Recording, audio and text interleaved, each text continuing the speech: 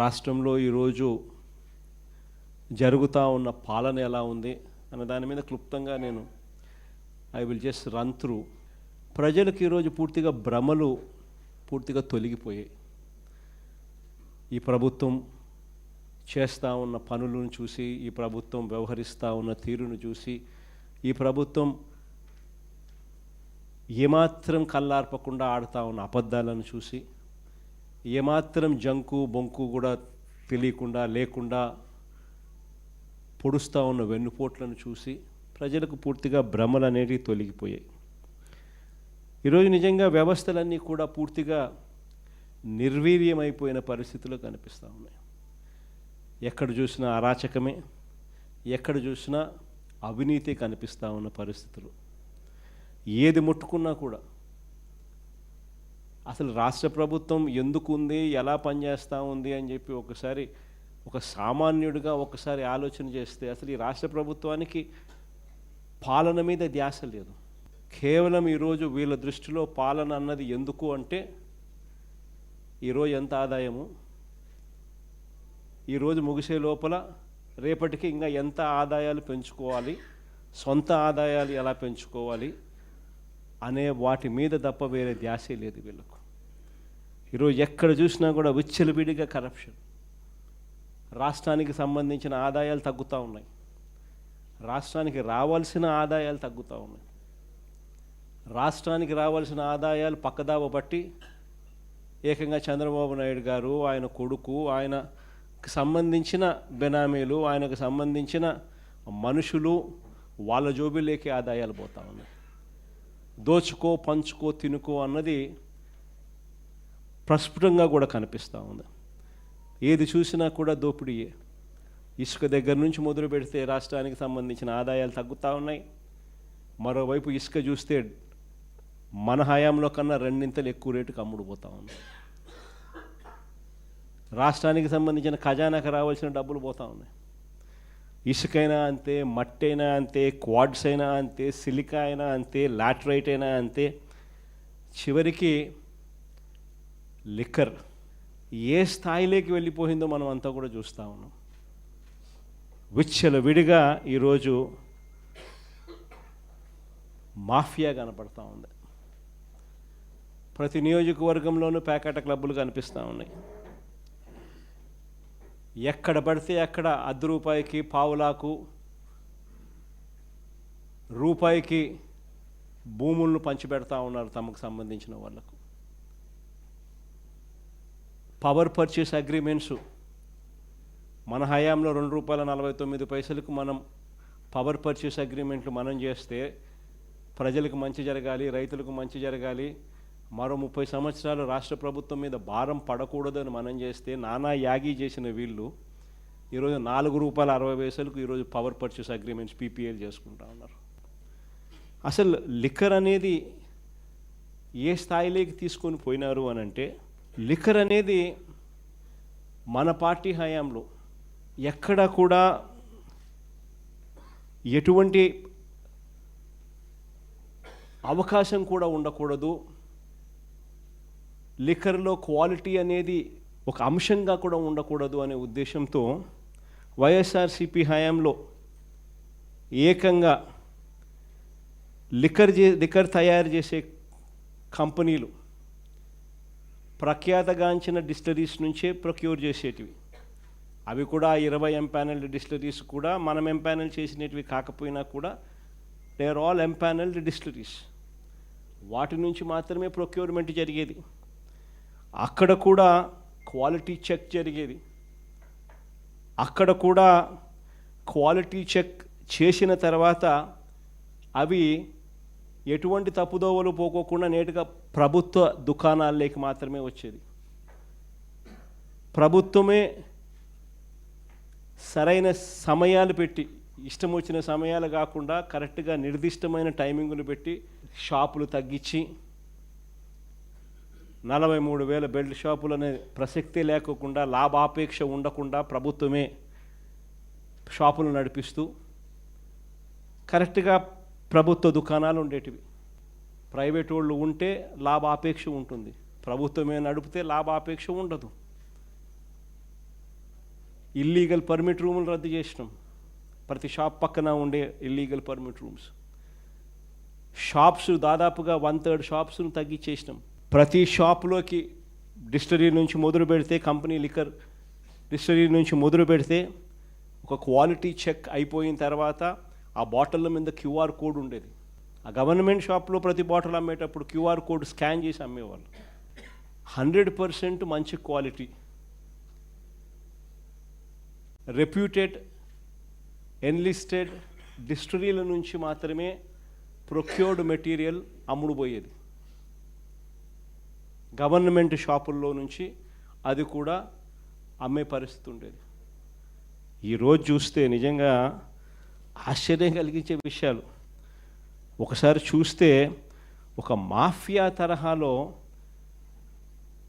టోటల్గా గవర్నమెంట్ దుకాణాలన్నీ పూర్తిగా తీసేసినారు. చంద్రబాబు నాయుడు ఆయనకు సంబంధించిన మాఫియాకు సంబంధించిన ప్రైవేట్ దుకాణాలను పిక్చర్లోకి తీసుకొచ్చేసినారు.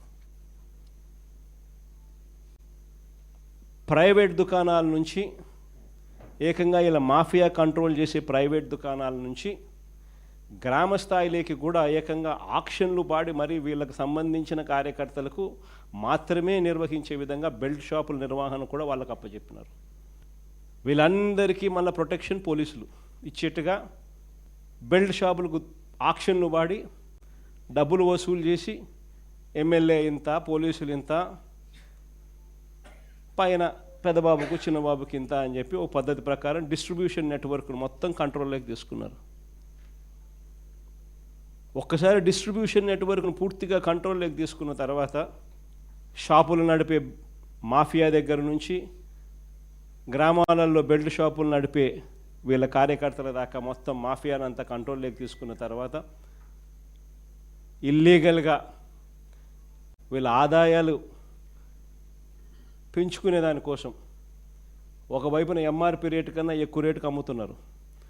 అది ఇల్లీగల్ పర్మిట్ రూములలో పక్కనే ఇల్లీగల్ పర్మిట్ రూములు తెరిచి పెగ్గుల రూపకంలో మందు పోస్తూ అమ్మడం అయితేనేమి, గ్రామాలలో బెల్ట్ షాపులు ఈ రేటుకు కొనుక్కున్న తర్వాత ఆ రేటుకి 20 రూపాయలు, 30 రూపాయలు, 10 రూపాయలు ఎక్కువ వేసి మళ్ళీ దాన్ని వాళ్ళు అమ్ముకునే పరిస్థితి అయితేనేమి కళ్ళ ముందర కనిపిస్తూ ఉంది. అవినీతి అన్నది ఎలా జరుగుతూ ఉందో, గవర్నమెంట్కి రావాల్సిన ఆదాయం గవర్నమెంట్కి రాకుండా వీళ్ళ జోబీలేక ఆదాయం ఎలా పోతూ ఉందని ఒకవైపున ఈ మాదిరిగా జరిగిస్తూ ఈ లిక్కర్కి సంబంధించి వీళ్ళకి సంబంధించిన ఎవరైతే డిస్టరీ వాళ్ళు వీళ్ళకి బాగా డబ్బులు ఇస్తారో వాళ్ళకి సంబంధించి ఆర్డర్లు మాత్రం ప్లేస్ చేసే విధంగా ఈ ప్రైవేట్ షాపులు, వీళ్ళ మాఫియా షాపులు ఎవరికైతే ఇండెంట్లు ప్లేస్ చేస్తాయో వీళ్ళకి కావాల్సిన డిస్టరీ వాళ్ళకి వీళ్ళే ఇండెంట్లు ప్లేస్ చేసి వాళ్ళకు సంబంధించిన సరుకు మాత్రమే అక్కడ అందుబాటులో ఉండేట్టుగా కూడా తీసుకొస్తూ ఉన్నారు.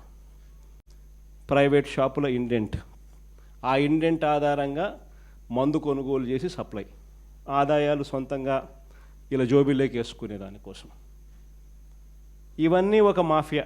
సరే, ఇది కాస్త పక్కన పెడితే నిజంగా అన్నిటికన్నా బాధ కలిగించే విషయం ఏమిటి అని అంటే వీళ్ళ డబ్బు ఆశ అన్నది ఏ స్థాయికి వెళ్ళిపోయింది అని అంటే చివరికి ప్రజలు ఏమి తాగినా పర్వాలేదు, ప్రజలు చనిపోయినా పర్వాలేదు, మా జోబీలలో డబ్బులు ఇంకా ఎక్కువ రావాలి అన్న తలంపులే మోస్ట్ డేంజరస్ పరిస్థితి. అది నిజంగా ఆశ్చర్యకరమైన విషయం. చంద్రబాబు నాయుడు గారి పరిపాలనలో ఈరోజు రాక్షస యుగం నడుస్తూ ఉంది. భయభ్రాంతులు చేస్తూ ఉన్న పరిస్థితుల మధ్య ఈరోజు పోలీసులు పరిపాలన సాగిస్తూ ఉన్నారు. ఇలాంటి పరిస్థితుల్లో ఒక పద్ధతి ప్రకారం కల్తీ మద్యం కుటీర పరిశ్రమల్లా,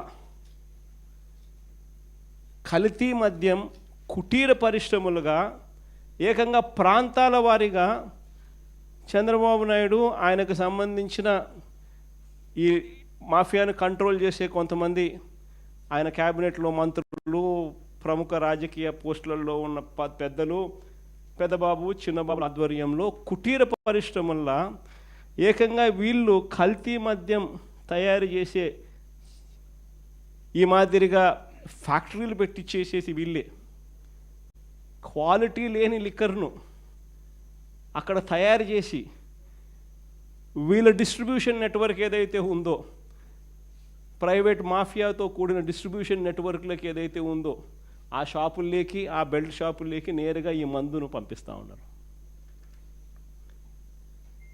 ఆశ్చర్యం కలిగించే విషయం ఏంటంటే ప్రతి 4-5 బాటిళ్లలో ఒక బాటిల్ కల్తీ బాటిల్. తాగి మనుషులు చనిపోతా ఉన్న పరిస్థితులు. అసలు నిజంగా చూస్తే ఒక సిండికేట్ పద్ధతి ప్రకారం ఏ ఏ ప్రాంతాలు ఎవరెవరు పంచుకుంటున్నారు అన్నట్టుగా పంచుకుంటూ, మన తంబళ్ళపల్లెలో మనం చూసాం, తెలుగుదేశం పార్టీ ఇన్ఛార్జ్ అక్కడ వైఎస్ఆర్సీపీకి సంబంధించిన ఎమ్మెల్యే గెలిచినాడు కాబట్టి అక్కడ తెలుగుదేశం పార్టీ ఇన్ఛార్జ్ అంటే రాష్ట్రం కంటెస్ట్ చేసినాడు. ఆయన పేరు జయచంద్ర రెడ్డి. ఆయన ఆధ్వర్యంలో జనార్దన్ రావు అనే ఒక ఆయన, ఇంకొక ఆయన సురేంద్ర నాయుడు అనే ఇంకొక ఆయన, ఆ ఏరియాను వాళ్ళు పంచుకుంటూ వీళ్ళకు సూపర్విజన్ బాధ్యతలు, వీళ్ళ మీద సూపర్విజన్ బాధ్యతలు వాళ్ళ అన్నమయ్య జిల్లాకు సంబంధించిన మంత్రి రాంప్రసాద్, వీళ్ళకి సూపర్విజన్ బాధ్యతలు. ఆయన సూపర్వైజ్ చేస్తూ ఉన్నాడు. ఆ ఏరియా అంతా వీళ్ళు పంచుకున్నారు. అక్కడ కుటీర పరిశ్రమ ఏకంగా బాటళ్ళు ఏకంగా మందులు తయారు చేస్తూ ఉన్నారు. బాటళ్ళు కనిపిస్తూ ఉన్నాయి. అసలు కుటీర పరిశ్రమలు, దానికి ఒక ట్యాంకులు, మూతలు, బాటళ్ళు, లేబుళ్ళు అన్నీ రాష్ట్రాన్ని ప్రాంతాల వారుగా నకిలీ మద్యం దందా సాగిస్తూ ఉన్నారు. అదో ఆయన సురేంద్ర నాయుడు, ఆ మంత్రి నారా లోకేష్తో కట్టా సురేంద్ర నాయుడు, లోకేష్ అబ్బా కొడుకు కంటెస్ట్ చేసిన క్యాండిడేట్ తమ్మలపల్లిలో, చంద్రబాబుతో ఈ జనార్దన్ రావు, ఈయన ఆయన జయచంద్ర రెడ్డి, ఆ సురేంద్ర నాయుడు, వీళ్ళంతా పార్ట్నర్స్. బీఫామ్ ఇస్తాడు చంద్రబాబు నాయుడు, బాగా కంటెస్ట్ చేయనైనా నువ్వు, ఇంకా ఎమ్మెల్యే అయ్యి ఇంకా అంత రకరకాలుగా ప్రజలను ఇంకా హింసించు అని చెప్పి ఏకంగా బీఫాము. తర్వాత ఆయన మంత్రి సూపర్విజన్, ఆయన రాంప్రసాద్ రెడ్డి, ఆయన మంత్రి. ఆయన ఈ బాధ్యతలన్నీ కూడా కలెక్ట్ చేయడము, ఇవన్నీ ప్రాపర్గా జరిగించడము, డబ్బులు కలెక్ట్ చేసి చిన్నబాబుకింత పెద్దబాబుకింత డిస్ట్రిబ్యూషను, ఆయన ఎమ్మెల్యే క్యాండిడేట్కి ఇంత. ఆ డిస్ట్రిబ్యూట్ చేసిన నెట్వర్క్లో ఆ మాఫియా సామ్రాజ్యానికి బెల్ట్ షాపులు నడుపుతూ ఉన్న మిగతా తెలుగుదేశం పార్టీ వాళ్లకు అందరికీ తలా ఇంత పంపకాలలో ఏకంగా మంత్రి దగ్గరుండి చేయించడం. ఆ సామ్రాజ్యం అక్కడి నుంచి విస్తరిస్తే నెక్స్ట్ సామ్రాజ్యం ఆ ఏరియా నుంచి కొంచెం ముందుకు పోతే కృష్ణా గుంటూరు జిల్లా ఈ సామ్రాజ్యానికి నెక్స్ట్ విస్తరించడం. ఇక్కడ చూస్తే ఇబ్రహీంపట్నంలో ఏకంగా ఒక చోట కాదు 2 చోట్ల భారీగా, ఇబ్రహీంపట్నంలో 2 చోట్ల పెద్ద ఎత్తున పట్టుబడ్డ బాటిళ్ళు, తయారీ యూనిట్లు. ఇబ్రహీంపట్నం ఇది 2 చోట్ల. ట్రాన్స్పోర్ట్ అక్కడి నుంచి రావాలంటే కష్టం కదా, అంత ఎక్కువ ఖర్చు ఎక్కువ అవుతుంది కదా. ఇదైతే కుటీర పరిశ్రమలు ఆడంటే ఆడబెట్టేసేయచ్చు కదా. ఏకంగా చూస్తే ఆడ వీళ్ళే బాటిళ్ళు, వీళ్ళే బ్రాండ్లు, వీళ్ళే లేబుళ్ళు, అన్నీ వీళ్ళే. లేబుళ్ళు కూడా అన్ని ప్రమాణంగా పెట్టినారు. Kerala malt, old admiral, Manjeera blue, classic blue. అక్కడ ఎక్కడ చూసినా కాటన్ బాక్సులతో స్పిరిట్ నింపిన క్యాన్లు. ఈ స్పిరిట్ క్యాన్లు, ఖాళీ సీసాలు, గోడౌన్లతో పట్టుబడిన ప్యాకింగ్ యంత్రాలను చూసి ఎక్సైజ్ అధికారులే విస్తుపోయినారు.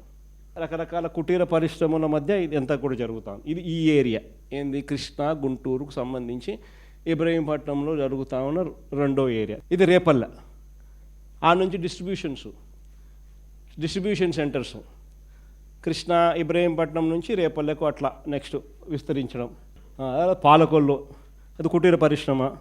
చూడు ఎంత బాగుందో కుటీర పరిశ్రమ. అసలు ఏ లెవెల్లో పెట్టినారో. మిషన్లకు తోడు క్యాన్లకు తోడు స్పిరిట్లు,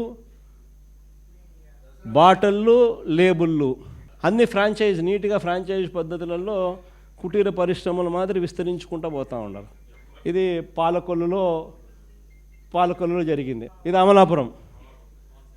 అమలాపురంలో కూడా చూడు నీట్గా మిషన్లు, బాక్సులు, కల్తీ మద్యము, బాటిళ్ళు, లేబుళ్ళు, మూతలు, స్పిరిట్ అన్నీ ఇంక్లూడింగ్ మిషన్లు. మళ్ళీ ఎక్కడ వాళ్ళందరినీ బయట మూతలు వాళ్ళందరినీ తీసేసినారనుకో, ఆ మాస్కులు తీసేస్తే అంత తెలుగుదేశం కార్యకర్తలు అని చెప్పి కనపడతారు కాబట్టి మాస్కులు మూసేయడం. నెల్లూరులో డిస్ట్రిబ్యూషన్ ఛానల్ ఆ నుంచి ఏకంగా రాయలసీమ ప్రాంతం నుంచి పక్కన చిత్తూరులో జరుగుతాను తమ్మలపల్లె నుంచి అటు డిస్ట్రిబ్యూషన్ నెట్వర్క్ నెల్లూరుకు. అనకాపల్లి జిల్లా పర్వాడలో పట్టుబడిన నకిలీ మద్యం. పర్వాడలో కూడా కుటీర పరిశ్రమ. ఏకంగా ఈ పర్వాడలో కుటీర పరిశ్రమకు ఈ మాదిరిగా బ్రాండ్లు కూడా సప్లై చేస్తున్నారు. చూడు ఏ లెవెల్లో బ్రాండ్ సప్లై చేయడము అని లేబుల్స్కి సంబంధించిన బండిల్స్. చూడండి చక్కగా అయిన స్పీకరు. పరవాడలో నకిలీ మద్యం తయారీలో స్పీకర్ అయ్యన్న పాత్రుడు సన్నిహితుడు రుత్తుల రాము, అక్కడ ఫ్రాంచైజీ ఓనర్. ఆ ఫ్రాంచైజీ ఓనరు దానికి వెనకలు ఉండేది ఆయన అయ్యన్న పాత్రుడు స్పీకర్. ఆయన ఆ ఏరియాకి సంబంధించి ఫ్రాంచైజీ బాధ్యతలు తీసుకున్నాడు. ఈ నకిలీ మద్యం తాగి ఈ మధ్యకాలంలో చనిపోయిన ఫొటోస్. ఇబ్రహీంపట్నం మండలంలో చిలుకూరులో వైన్స్లో మద్యం తాగి కొద్దిసేపటికే మృతి చెందిన షేక్ చిన్నమస్తాన్. పక్కన ఇబ్రహీంపట్నం మండలంలో జూపూడి వైన్స్లో మద్యం తాగి ఇంటికి వెళ్తూ దారిలో మృతి చెందిన కిలేశ్వరంపురం గ్రామానికి చెందిన నాగరాజు. ఇది అనంతపురం జిల్లా గుంతకల్లు పట్టణంలో వైన్ షాపు వద్దే మద్యం సేవిస్తూ పెద్దన్న, బేల్దారి పెద్దన్న అనే వ్యక్తి అక్కడికక్కడే మృతి చెందినాడు. మద్యం సేవిస్తూ అక్కడికక్కడే ఇక్కడ మద్యం తాగినాడు, ఆడు చనిపోయినాడు. అది పర్మిట్ రూమ్ కదా, మద్యం షాప్ పక్కనే permit room, illegal permit room. చూడు నీట్గా పొచ్చి కూర్చోబెడుతున్నారు, పర్మిట్ రూమ్లు పెడుతున్నారు, ఆడ పెగ్గుల్లో మందు పోస్తూ ఉన్నారు. అది కూడా కల్తీ మద్యం. అది తెలియక ఎక్కువ డబ్బిచ్చి, కల్తీ మద్యం అని తెలియక ఎక్కువ డబ్బిచ్చి కొనుగోలు చేసి తాగి చనిపోయే పరిస్థితి. ఒక రాష్ట్ర ముఖ్యమంత్రి డబ్బుల కోసం ఏ స్థాయిలోకి దిగజారిపోతూ ఉన్నారు అని అంటే, సొంత జోబీలోకి ఆదాయాలు పెంచుకునేదానికి రాష్ట్ర ఖజానాను లూటీ చేయడం ఒక ఎత్తు అయితే, సరిపెట్టుకోకుండా ప్రజల జీవితాలతో చెలగాటలాడుతూ ఏ రకంగా లూటీ చేస్తూ ఉన్నారు అనేది ఈరోజు రాష్ట్రంలో స్పష్టంగా కనిపిస్తూ ఉన్న పరిస్థితులు.